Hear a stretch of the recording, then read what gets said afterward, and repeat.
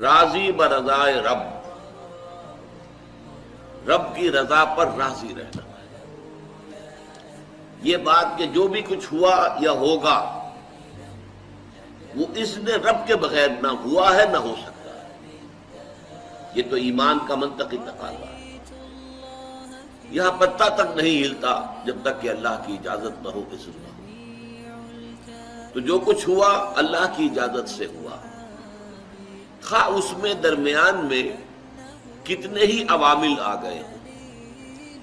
کسی نے اٹھا کر آپ کو پتھر مارا، لیکن یہ پتھر آپ کو نہیں لگ سکتا تھا اگر اللہ نہ چاہتا. پتھر مارنے والے کا عمل اپنی جگہ ہے، لیکن آپ کو اس پتھر کا لگ جانا جو ہے یہ بغیر اذن رب نہیں ہے. لہذا اس کو سمجھیے کہ اللہ کی طرف سے آیا. ایک اس میں لطیفہ بھی ہے کہ ایک درویش یہ کہتا ہوا جا رہا تھا ایک جذب کی کیفیت میں، جو رب کرے سو ہو، جو رب کرے سو ہو، جو رب کرے سو ہو. ایک شخص نے اٹھا کر اس کے سر پہ پتھر دے مارا. اس نے پلٹ کر دیکھا تو شخص نے کہا مجھے کیا دیکھتے ہو، جو رب کرے سو ہو. اس درویش نے جواب دیا کہ یہ پتھر مجھے تو رب کے مارے ہی لگا ہے، لیکن میں دیکھ یہ رہا تھا کہ بیچ میں منہ کس کا کالا ہو گیا، کس نے اپنے لیے جو ہے وہ عذاب اللہ کا کما لیا. ورنہ مجھے بہرحال یہ پتھر لگا ہے تو اس میں اذن رب شامل ہے. اچھا، اب جو شے اذن رب سے ہو رہی ہے، بندہ مومن کا اگر اپنا تعلق اللہ کے ساتھ مخلصانہ ہے، اس میں منافقت نہیں ہے، اس میں ریا نہیں ہے، اس میں دھوکہ نہیں ہے، اس میں فریب نہیں ہے. مخلص، مخلصین لہ الدین، تو اللہ تعالیٰ کا تعلق بھی اس کے ساتھ ریسیپروکیٹ کرتا ہے. اللہ تعالیٰ انا عند ظن عبدی بی، حضور یہ اللہ کا قول ہے حدیث قدسی میں کہ میرا بندہ میرے بارے میں جو کچھ گمان کرتا ہے میں وہی سلوک اس کے ساتھ کرتا ہوں. اللہ تعالیٰ بھی مخلص ہے. اللہ تعالیٰ کی مرضی کے بغیر کچھ نہیں ہو سکتا. تو یقیناً جو کچھ ہوا ہے اس میں میرے لیے خیر ہے، چاہے فوری طور پر مجھے ناگوار گزرا ہے، مجھے تکلیف ہوئی ہے، میرے لیے یہ شے جو ہے ناپسندیدہ ہے، لیکن ان دی لانگ رن مجھے یقین ہے کہ اس میں خیر ہے. بیدک الخیر انک علی کل شیء قدیر. اے اللہ تیرے ہاتھ میں خیر ہی خیر ہے، تو ہر چیز پر قادر ہے. اچھا، جو ہوگا وہ بھی اذن رب کے بغیر نہیں ہوگا. یہی تصور اس کے بارے میں ہونا ضروری ہے. اسی کا نتیجہ یہ نکلتا ہے جس کو قرآن مجید بار بار کہتا ہے، بار بار کہتا ہے، بار بار کہتا ہے، لا خوف علیہم ولا هم یحزنون. کیا مطلب اس کا؟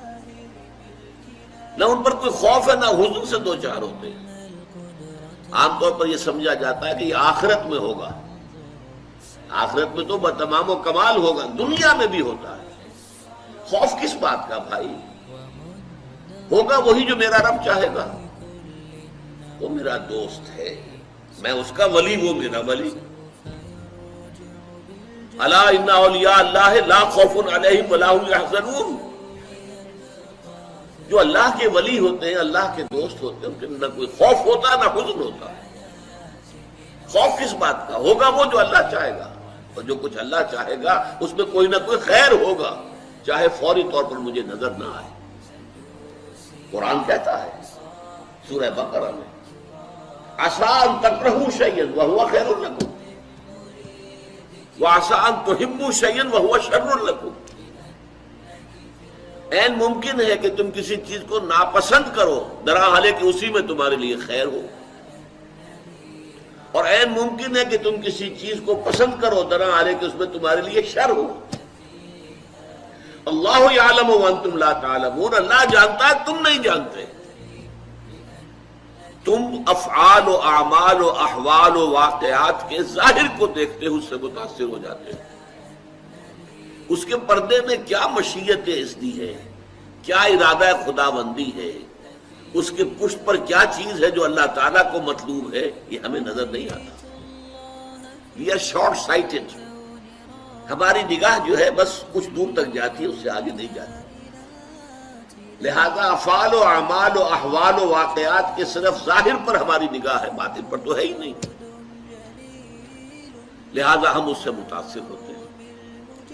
تو در حقیقت ایمان کا حاصل الا ان اولیاء اللہ لا خوف علیہم ولا هم یحزنون. اللہ کے دوستوں پر نہ کوئی حزن ہے نہ خوف ہے، کوئی سوال ہی پیدا نہیں ہوتا. اسی طریقے سے قرآن مجید جو ہے بلند ترین مقام جو انسان کا ہو سکتا ہے، اس کی تعبیر کے لیے الفاظ استعمال کرتا ہے رضی اللہ عنہم ورضوا عنہ. اللہ ان سے راضی ہو گیا، وہ اللہ سے راضی ہو گئے. یہ باہمی رضامندی ہے، دو طرفہ. دو طرفہ اللہ کے ساتھ تعلق ہوتا ہے، دو طرفہ تعلق ہوتا ہے. تم اللہ سے محبت کرو گے، اللہ تم سے محبت کرے گا.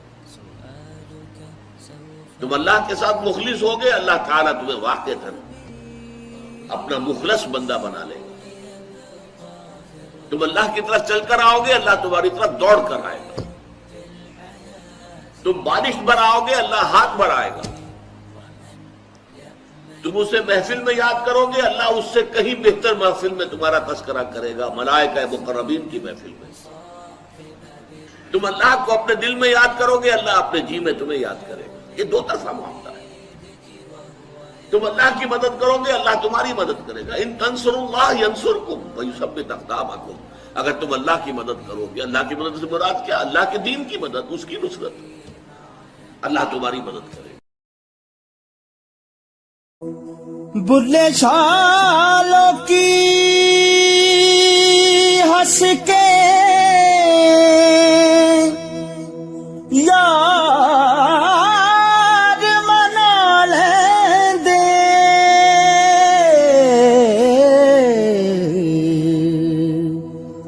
تے ساڈا رونا بھی نہ منظور ہویا.